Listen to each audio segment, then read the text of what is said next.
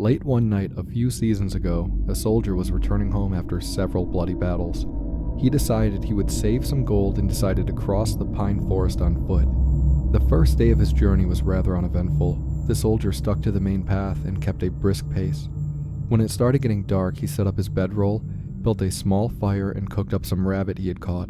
A fine day indeed, he thought to himself as he fell asleep. Partway through the evening, the soldier was woken up by soft sobbing in the distance. He grabbed his sword, assuming it to be a bandit trick, but pretended to sleep so he could get the jump on them. After a few minutes, the sobbing started moving away from his camp until he could no longer hear it. For the rest of the night, slept with one eye open. Day 2, the soldier awoke from what rotten sleep he could catch and started off through the forest at a quicker pace, intending to put distance between himself and whatever he had heard last night. As the day went on, it began to rain heavy, so the soldier built himself a little shelter for the evening so he could remain dry while he slept. It took him a little longer to fall asleep with thoughts of the previous night fresh in his mind, but he eventually slept. This time, he awoke to sobbing that sounded like it was right outside his shelter. The soldier grabbed his sword and crawled out of the shelter.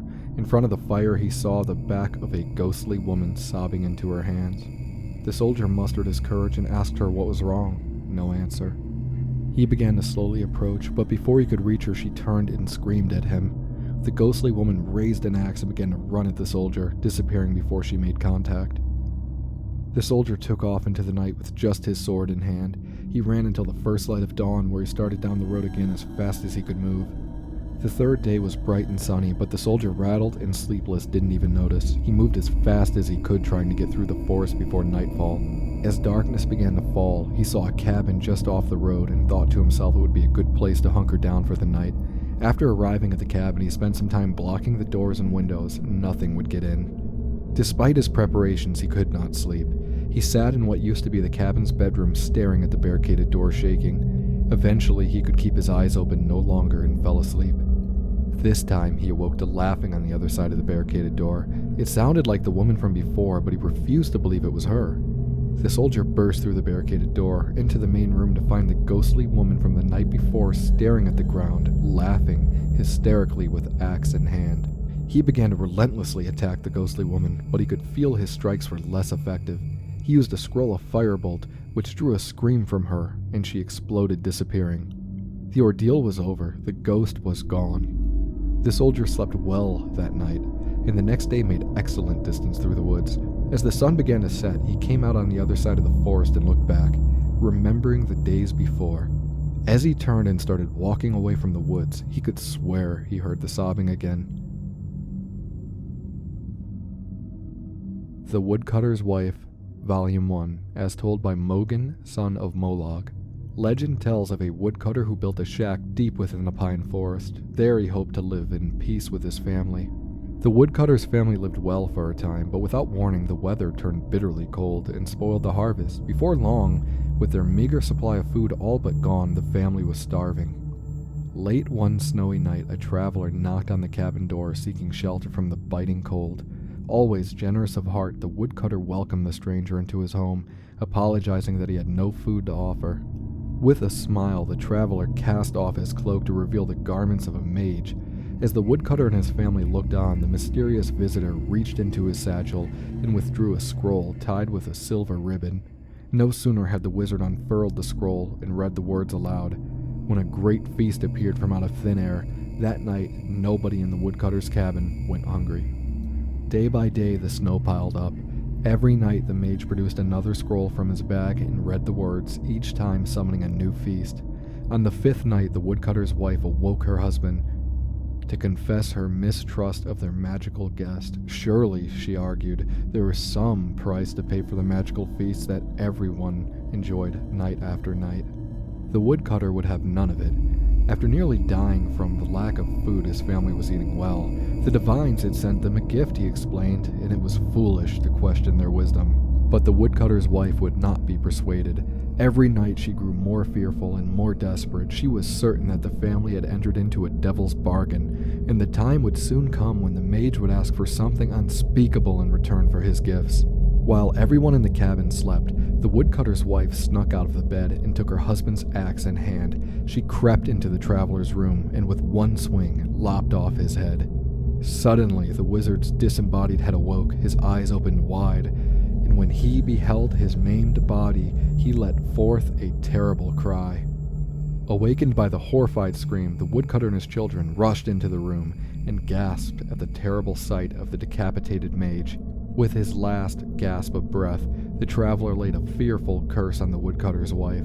After her mortal death, she was damned to rise once again and walk the woods alone, only to burn at the rising of the sun. To this day, those who walk the pine forest late at night tell tales of a weeping woman glimpsed between the trees. She carries a bloody axe, the stories say, and is terrifying to behold. Trap, by the author, Anonymous. I saw the gold and I took it. A different man might not have. I know that, and from time to time I think back on the hour when I saw the gold and took it, you see.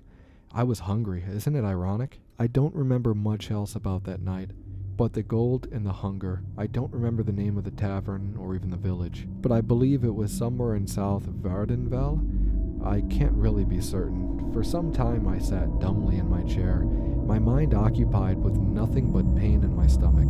If you've never been truly hungry from days of no food, you can't know what it's like. You can't concentrate on anything. It wasn't until a figure to my left got up from the table to get a drink and left a stack of gold marks behind that I snapped to awareness. From this moment on, my memory is crystalline. My eyes to the gold, my eyes to the stranger's back, walking calmly toward the barmaid. My hand to the gold in my pocket. I'm up from the table and out the door. For just a moment I look back. The stranger has turned to look my way. He wears a hood, but I can feel his eyes meet mine. I swear I can scent a smile. Out into the street and behind some barrels, I crouch down waiting for my pursuer. One benefit of a lifetime running from guards, I know how to disappear. For nearly an hour I waited there, suffering even more from hunger. You see, I was awake now, and I had the means to buy myself a feast. This knowledge tortured me. When I finally got to my feet, I very nearly fainted. I had only enough energy to walk to the other edge of the village, to a rundown tavern before collapsing at a table. I think I must have fallen unconscious for a moment before I heard the barmaid's voice. "Can I get you something to eat, Sarah?" I gorged myself on roasts and pies and huge frothing mugs of grief. As the fog of near-fatal starvation began to lift, I looked up from my plate to see a gold-masked stranger looking at me, his visage glowing by the blinding light of the moon through the window. He wore black leather armor and was a different physique and size from the man I had burgled, but I could tell he knew. I paid for my meal quickly and left. I skirted the edge of the village through a tilted central courtyard surrounded by the squalid peasants' cottages. There was not a light shining from any window or door. No one was on the streets. I could find no place to hide, so I took the road out of town. Heading for the wilderness, hunger had pushed me on the days before, but now I felt what I imagined to be the whip of guilt, or perhaps even then it was fear. I fell twice rushing down the dark path, unused to the slopes and pebble texture. The sounds of animal life, which I had numbed to, were suddenly very loud in my ears, and there was something else out there in the night, something chasing me. On the side of the road there was a low wall. I scrambled over it and hid. I knew enough about concealment to pick a spot where the bulwark sunk slightly, so even if someone saw the outline of my figure, he would assume it to be part of the wall. It wasn't long before I heard the sound of running footsteps from more than one person pass me by and then stop. There was a moment of whispered conversation, and one of the people ran back on the path toward the village, then silence. After a few more minutes, I peered out from behind the wall. A female figure in a dun gown, wimple, and veil stood in the road. On the other end of the road, blocking the way back to town, was a knight, coated in dark mail. I could see neither of their faces. For a moment I froze, unsure whether either or both had seen me. "Run," said the woman in a dead voice. The hill behind me was too steep, so I leapt over the wall across the road in 2 bounds. Into the night forest I ran, the maddening jingle of the accursed gold in my pocket. I knew I was making so much noise. My pursuers could not help but hear me. but now I cared more for putting distance between us than in stealth. Clouds of ash filtered through the moonlight, but I still knew it was too bright to hide. I ran and ran until I felt all my blood pumping in my head and heart, begging me to stop. I was at the edge of the woods, on the other side of a shallow stream from a vast, crumbling house encircled by a rail fence behind me, running footfall in the broken, dusty earth to the south. Downstream, a distinct sodden splashing of someone moving nearer. There was no choice. I half jumped and half fell into the mud and dragged myself up the bank on the other side. I rolled under the fence and ran through the open field towards the house. Jerking my head around, I saw 7 shadowy figures by the fence posts. The cloaked man I had robbed, the man in the gold mask, the veiled woman, the dark knight, 3 others too who had pursued me, but I had never seen, and I thought I was the stealthy one. The moon was entirely hidden in a swarm of ash. Only the stars offered their meager illumination. As I reached the open door of the ruin, I slammed and bolted the door behind me, but I knew there could be no protection for very long. As I looked about the ravaged interior of broken furniture, I searched for somewhere to hide. A corner, a niche, where if I stayed very still, no one would see me. A splintered table lying against the wall looked perfect for my purposes. I crawled under it and jumped when something moved, and I heard a frightened old man's voice. "Who's there?" "It's all right," I whispered. "I'm not one of them." His puckered, gnarled hand reached out from the shadow and gripped my arm. Instantly, I felt sleep fall upon me. Resist it as I might, the old man's horrible face, the face of the hungry dead, emerged as the moon came out and shone through the broken window, still gripping me. I fell back, smelling his death surround me. The table was thrown back. There stood the 7 hunters and a dozen more. No hunters they weren't. They were harriers who had chased me out of every hiding place, expertly pushing me to the lair of the real predator. He was weak with age. The old man was not as good at the chase as he once was, a blunt killing machine. "Please," I said. It was all I could muster. Having enjoyed the sport I offered, he granted me mercy of sorts. I was not bled dry. I was not cursed by being made one of them. The Brunei was kept with others, most of us mad with fear. To be aged and tasted at the vampire's whim, we are called cattle. I lost all hope months ago of ever leaving the dank cellar where they keep us. Even if this note finds its way to the outside world, I cannot give enough information about my whereabouts to be rescued. Even if some champion were able to defeat the bloodsuckers, I only write this to keep my own sanity and to warn others. There is something worse than being hungry, being food. Ghosts in the Storm by the author Adenato Liotelli. For many years now, I have traveled the length and breadth of Skyrim, writing of my experiences and my adventures. I have seen many wondrous sights and many strange creatures in my travels, but one encounter remains fixed in my memory, though I wish it were not.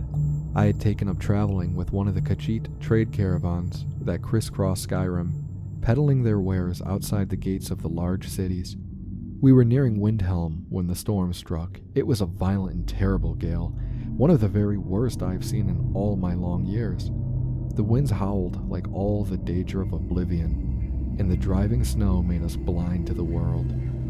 Rasad called a halt and we staggered from the road, our hands held over our faces to ward off the stinging pellets of ice. We huddled together in the shelter of a copse of pines.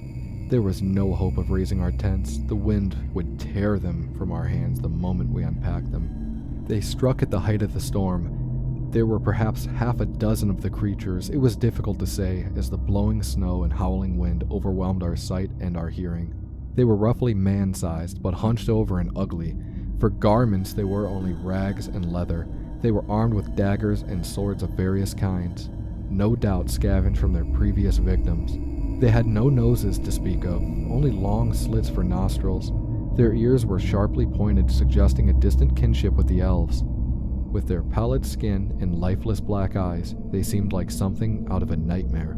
Bisha saw them first, but too late to save herself. So loud was her death cry. We heard it over the roaring winds. That cry saved us all. Alerted to the presence of our foes, the Khajiit drew their blades and formed a circle, facing outward. The white fiends were too few to surround us completely, and the Khajiit fended off each attack. After 3 of the snow devils had fallen, the rest fell back and did not come at us again. The storm abated, and we arrived in Windhelm the next morning. I've taken up residence in Candlehearth Hall, and I find I am quite comfortable behind the towering stone walls of the city. Comfortable at least until I go to sleep and visions of those awful creatures return to haunt my dreams. Waba Jack, by the author, anonymous. Little boys shouldn't summon up the forces of eternal darkness unless they have an adult supervising. I know, but on that sunny night, on the 5th of First Seed, I didn't want an adult. I wanted Hermaeus Mora, the Daedra of knowledge, learning gums and varnishes, you see. I was told by a beautiful, large-breasted man who lived under the library in my hometown that on the 5th of the First Seed was Hermaeus Mora's night. And if I wanted the Ogham Infinium, the Book of Knowledge, I had to summon him. When you are the new King of Solitude, every bit of knowledge helps. Normally you need a witch's coven, or a mage's guild, or at least matching pillowcases and sheets to invoke a Prince of Oblivion. The man under the library showed me how to do it myself. He told me to wait until the storm was at its height before shaving the cat. I've forgotten the rest of the ceremony. It doesn't matter. Someone appeared who I thought was Hermaeus Mora. The only thing that made me somewhat suspicious was Hermaeus Mora, from what I read, was a big, blobby, multi-eyed, clawed monstrosity. And this guy looked like a waistcoated banker. Also, he kept calling himself Sheogorath, not Hermaeus Mora. Still, I was so happy to have successfully summoned Hermaeus Mora. These inconsistencies did not bother me. He had me do some things that didn't make any sense to me, beyond the mortal scope. Breadth and ken, I suppose. And then his servant happily gave me something he called the Waba Jack. Waba Jack, Waba Jack, Waba Jack, Waba Jack, Waba Jack, Waba Jack, Waba Jack, Waba Jack, Waba Jack. Maybe the Waba Jack is the book of knowledge. Maybe I'm smarter because I know cats can be bats, can be rats, can be hats, can be gnats, can be that's, can be thises, and that doors can be bores, can be snores, can be floors, can be roars, can be spores, can be yours, can be mine. I must be smart, for the interconnective system is very clear to me. Then why or wherefore do people keep calling me mad? Waba Jack, Waba Jack, Waba Jack. Surfeit of Thieves, by the author Anis Noru. This looks interesting, said Indik, his eyes narrowing to observe the black caravan making its way to the spires of the secluded castle.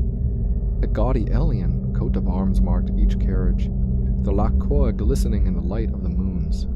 Who do you suppose they are? They are obviously well off, smiled his partner Hariah. Perhaps some new imperial cult dedicated to the acquisition of wealth? Go into town and find out what you can about the castle, said Indik. I'll see if I can learn anything about who these strangers are. We meet on this hill tomorrow night. Hariah had two great skills, picking locks and picking information. By dusk of the following day, she had returned to the hill. Indik joined her an hour later. The place is called Ald Olira, she explained. It dates back to the Second Era, when a collection of nobles built it to protect themselves during one of the epidemics. They didn't want any of the diseased masses to get into their midst and spread the plague, so they built up quite a sophisticated security system for the time. Of course, it's mostly fallen into ruin, but I have a good idea about what kind of locks and traps might still be operational. What did you find out? I wasn't nearly so successful, frowned Indik. No one seemed to even have any idea about the group, even that they were here. I was about to give up, but at the charter house I met a monk, who said that his masters were a hermetic group called the Order of Saint Eidnua. I talked to him for some time, this fellow named of Parathion, and it seems they are having some sort of ritual feast tonight. Are they wealthy? Asked Hariah impatiently. Embarrassingly so, according to the fellow, but they are only at the castle for tonight. I have my picks on me, winked Hariah. Opportunity has smiled on us. She drew a diagram of the castle in the dirt. The main hall and kitchen were near the front gate, and the stables and secured armory were in the back. The thieves had a system that never failed. Hariah would find a way into the castle and collect as much loot as possible, while Indik provided the distraction. He waited until his partner had scaled the wall before rapping on the gate. Perhaps this time he would be a bard or a lost adventurer. The details were most fun to improvise. Haraya heard Indik talking to the woman who came to the gate, but she was too far away to hear the words exchanged. He was evidently successful. A moment later, she heard the door shut. The man had charm, she would give him that. Only a few of the traps and locks to the armory had been set. Undoubtedly, many of the keys had been lost in time. Whatever servants had been in charge of securing the Order's treasures had brought a few new locks to affix. It took extra time to maneuver the intricate hasps and bolts of the new traps before proceeding to the old, but still working systems. But Haraya found her heart beating with anticipation. Whatever lay beyond the door, she thought must be of sufficient value to merit such protection. When at last the door swung quietly open, the thief found her avaricious dreams paled to reality. A mountain of golden treasures, ancient relics glimmering with untapped magicka, weaponry of matchless quality, gemstones the size of her fist, row after row of strange potions, and stacks of valuable documents and scrolls. She was so enthralled by the sight, she did not hear the man behind her approach. "You must be Lady Trest," said the voice, and she jumped. It was a monk in a black hooded robe, intricately woven with silver and gold threads. For a moment, she could not speak. This was the sort of encounter that Indik loved, but she could think to do nothing but nod her head with what she hoped looked like certainty. "I'm afraid I'm a little lost," she stammered. "I can see that," the man laughed. "That's the armory. I'll show you the way to the dining hall. We were afraid you weren't going to arrive. The feast is nearly over." Haraya followed the monk across the courtyard to the double doors leading to the dining hall.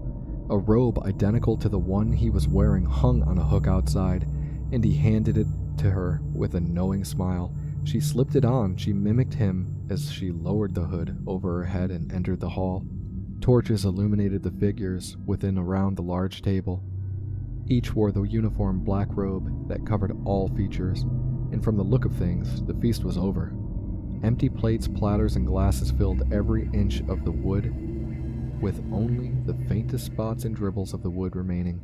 It was a breaking of a fast, it seemed. For a moment, Haraya stopped to think about poor lost Lady Trest, who had missed her opportunity for gluttony. The only unusual item on the table was its centerpiece, a huge golden hourglass, which was on its last minute's worth of sand.